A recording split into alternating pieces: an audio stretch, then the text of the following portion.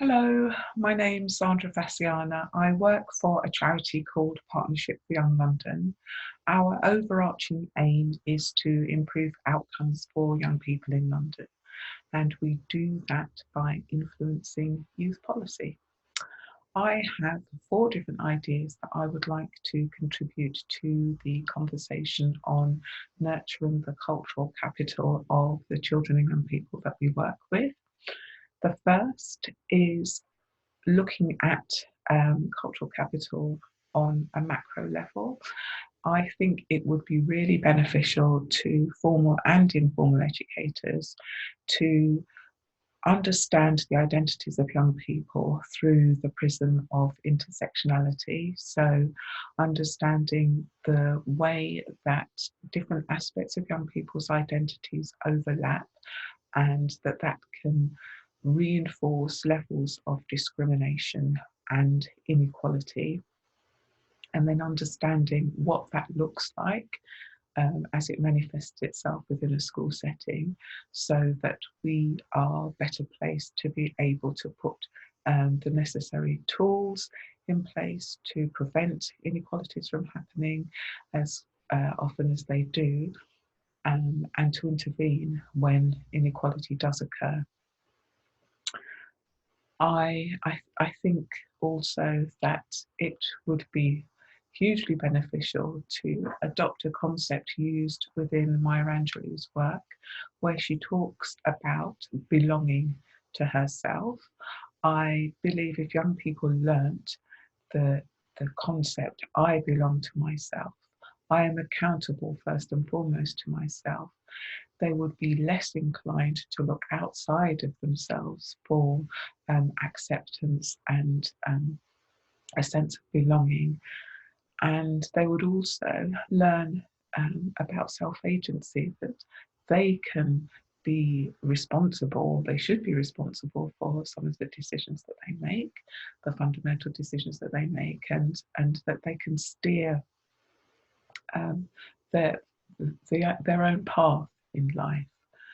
to realise some positive outcomes. They're not solely reliant on others. The next contribution I'd like to make is around reframing the concept of being gifted and talented, so that we don't have these kind of potentially elitist,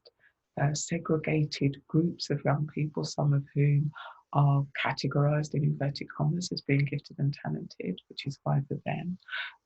but not so fine for those that do not believe that they have a gift, either something immediately identifiable or something that can be nurtured within themselves. I think this is hugely problematic for some young people who, particularly those who don't have a high sense of self-esteem,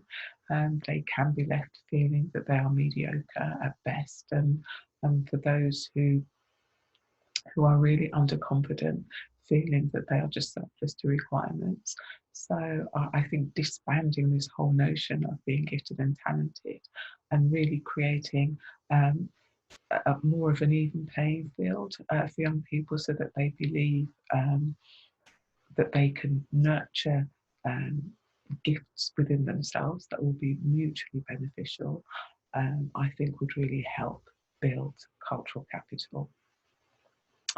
And then finally, I think helping young people to develop the competencies they need for resilience, to be resilient in life, so that they learn you can become confident by pushing yourself outside of your comfort zone, pushing boundaries, and taking steps to really challenge yourself,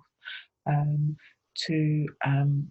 explore, to investigate different ideas, and not be averse to failure, to learn that failure is a fundamental aspect of everybody's life, so that, or everybody's lives I should say, so that we learn how to rise up when we fall, learn from mistakes, and these are the kind of pillars to building resilience. So building resilience and then adopting that as a practice, embracing the concept I belong to myself, reframing the notion of some people being gifted and talented and others not, and understanding young people's identities through the lens of intersectionality. So we understand that different aspects of young people's identities overlap and can reinforce inequality. Um, if we consider all of these things as a system, I think that will help build cultural capital in the children and young people that we work with.